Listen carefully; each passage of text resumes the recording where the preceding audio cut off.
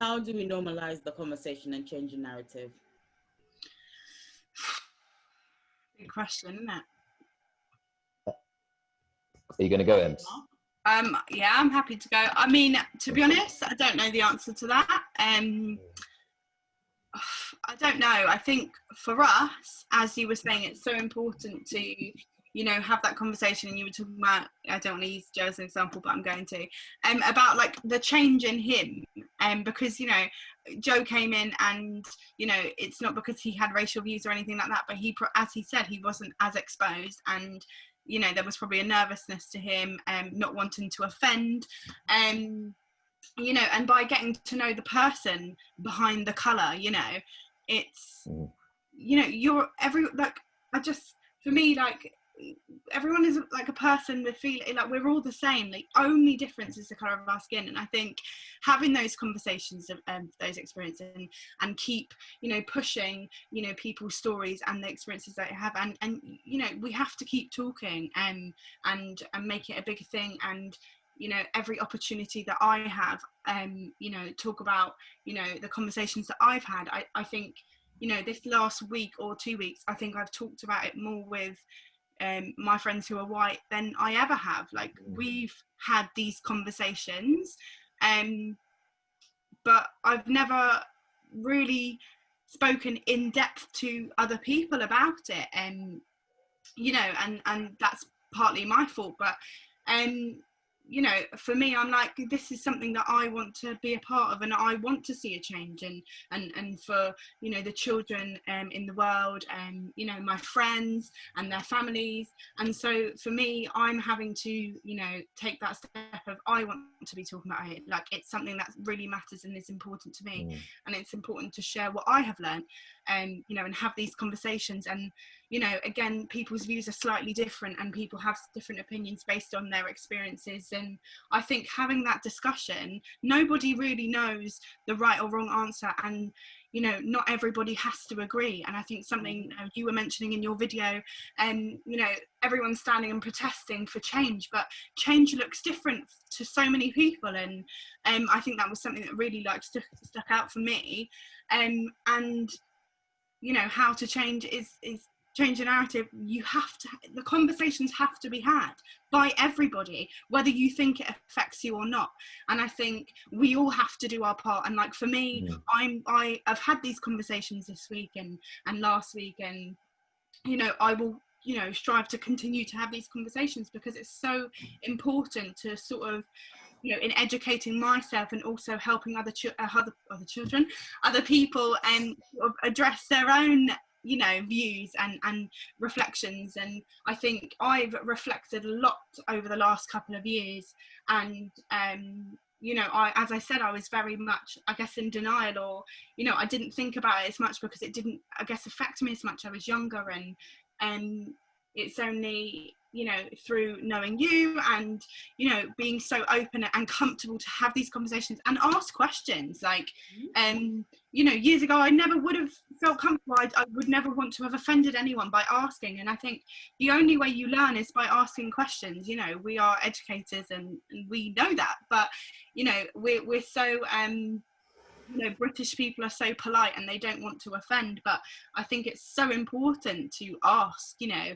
And you know, I've learned so much from you and from, you know, other people at work, you know, and friends in my own life, because you know, you have to get past that awkwardness, and you know, you're not doing it to be uncomfortable or making someone else feel uncomfortable yourself. You're doing it because you want to better yourself and understand a little bit more and help, you know, that change happen.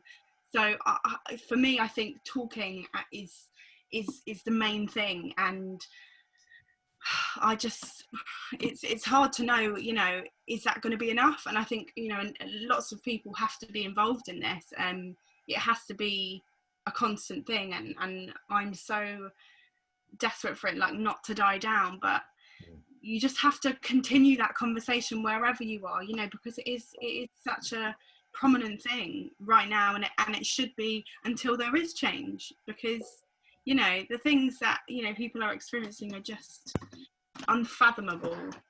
So I think conversation is definitely key. Okay. Anyone else? How do we change the narrative? How do we normalize? On on that issue of kind of keeping the conversation there and normalizing it, it is about continued conversation, but also about being able to add something new to the not necessarily new, but being able to continually add to the conversation. That goes back to what Emma was talking about educating yourself around something, whether it's through watching a documentary, whether it's through reading, whether it's through talking to someone. So someone that's from a different part of the world to you, be inquisitive, ask them, what does this look like in your country or where you're from? What does a celebration look like in your household? What does a birthday party look like in your household? So that you develop this understanding of difference and diversity, and you can keep adding to the conversation to keep race relevant. And you, Steph, that's something that you always used to say to me, and we used to have the conversations where we were at school till 7:30 or whatever it was, just talking, and you would constantly say to keep race is relevant. And that took me a while to understand, because I was always a person, I used to say this to you, Steph, oh no, I don't necessarily see it, I don't have that. But actually, if you have that attitude, you are totally adding to the issue, because you're totally doing a disservice to the fact that it exists. You're doing a massive disservice to it. So yeah, keep it relevant, keep being able to add to the conversation. And obviously a massive part of it for us is education. Mm-hmm. And whether it is through and obviously I know a number of petitions around changing the curriculum, changing the content of curriculum, which needs to happen. I was having a conversation last week with a colleague whom you all know, and I sort of reflected on the topics that I've taught over the last 4 years in the class. And I felt I was embarrassed at the lack of opportunity for children to learn about Black British history, but Black history throughout the world, and the topics that we covered. Now, me and you, Steph, when we worked with a certain year group, we did try to, we always tried to have those conversations with our children. Mm-hmm. It goes beyond relying on individuals in school or teams of teacher TA or year groups. It goes way beyond that, and it goes to the heart of the problem, that if you're going to change and keep the conversation happening, it has to start now. Because if we ignore it in education, and we don't change the curriculum that we're teaching and the conversations that we're having, and we don't upskill teachers, and not just teachers, TAs, anyone that works in a school, and we don't up-level those people and upskill those people and train those people in having these conversations and being knowledgeable, it will keep happening. Because that generation, the generation of children that we are now teaching, it will happen again when their parents and the families that maybe do hold views, whether they're overt or whatever it might be. My goodness. I'm doing some old school setup. Outstanding, eh? This phone is leaning against a box of margarine. That's how high tech this is right now, because I couldn't get the laptop working. Anyway, making sure that we educate, because then you never know. Those children might then go home and speak with their families and say, "You never guess what I learned today," or "You never guess what I know about my classmate," and then that conversation can then flow at home. Whether it's difficult for those families, good. It is difficult, and it should be. So I think that's how they are some of the ways that we can keep the conversation relevant and happening. If we don't talk about things, if we don't address them, and we pretend they don't exist, that's how we kind of perpetuate the problem. If we don't talk about it in school, you're telling me that this didn't happen or it doesn't exist. Yeah. If I don't talk about it in my friendship groups, we're saying it doesn't happen, it doesn't exist. And this is why we can kind of live with just that bubble underneath, because we know something's going on, but we don't talk about it. So it doesn't exist. It goes back to the same issue about I don't see color. If you don't acknowledge it, you're saying it doesn't exist. And it's just not true. But over to you, Joe. How can we normalize the conversation? Yeah, I think, like Mark and Amina, I think a lot of, my perspective will come through education. And I think, one thing that I took from last week was, when the statue of Edward Colston was pulled down in Bristol. Was it Bristol or Brighton? Bristol. Bristol. I always get those two mixed up for some reason. In Bristol.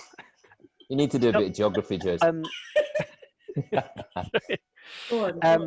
Something I saw on, on social media was, that, it's if you pull those statues down, then you're erasing history. And I thought, well, hang on, that history's already been erased, particularly in Britain.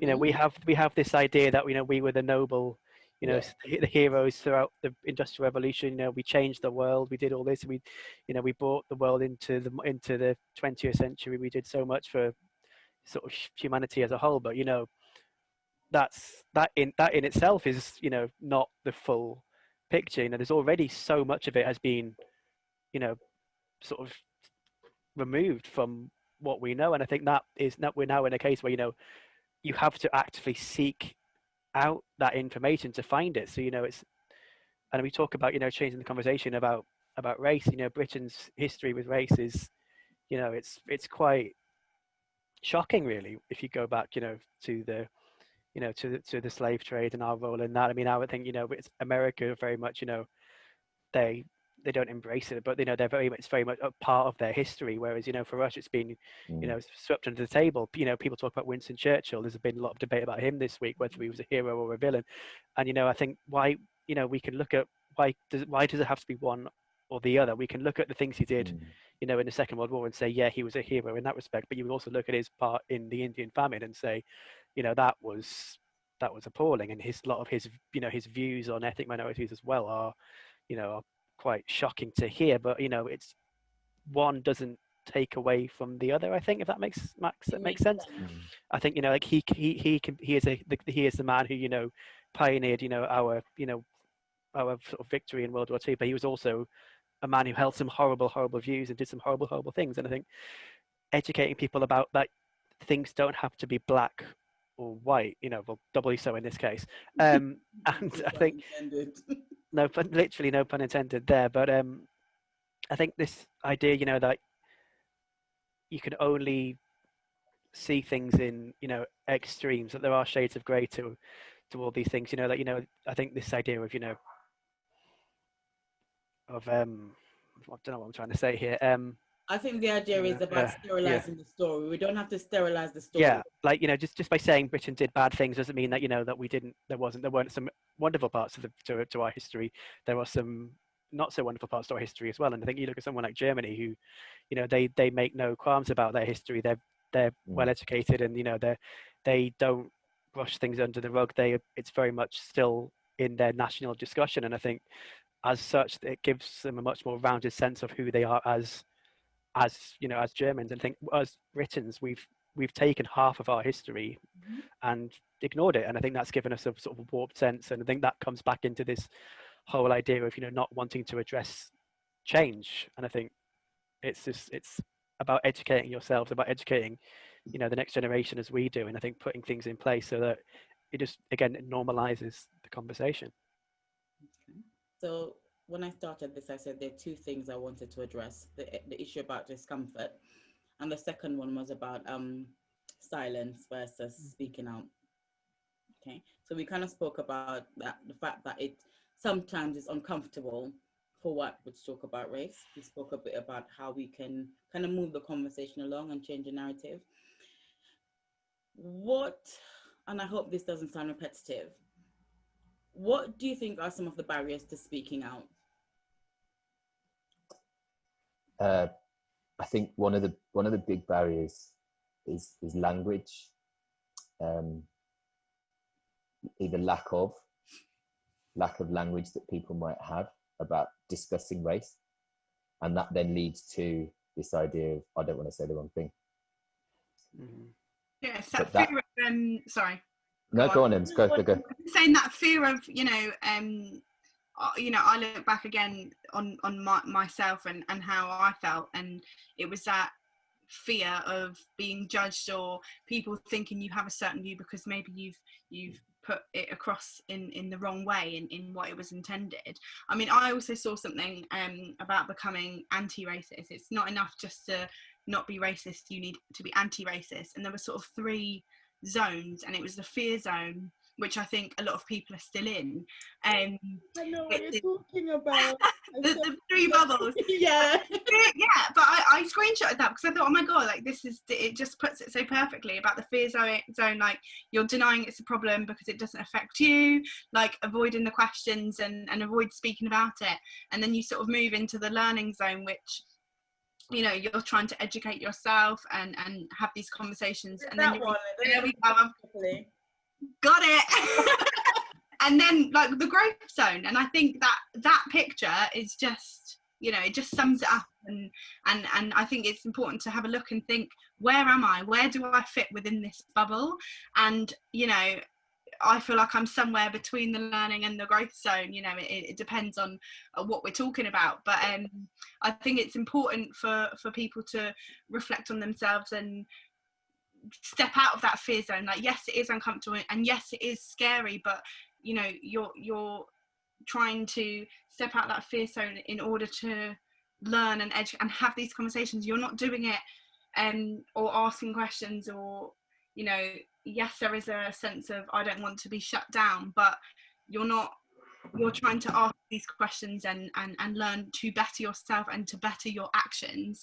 So I think it is mainly about how you're perceived, and, you know, especially, I guess, like people on social media, like you have these influencers and things like that, and, you know, a lot of people, they're best to stay silent and say nothing because they are so scared about their image, and you know, it will affect work and things like that, and because of what you're saying and how people might take it. And I think it's really important to sort of own it and say, you know, I don't know everything, like, I don't know everything, and there's so much more that I need to learn, but I'm willing to listen, and I'm willing to hear people's stories and ask these questions. And yes, I am still nervous right now of, you know, saying the wrong thing because I don't want to offend, but that is the whole point, is, you know, understanding that, you know, there are people asking these questions, learning, that do not want to offend, but sometimes you say the wrong thing, and that's okay, because,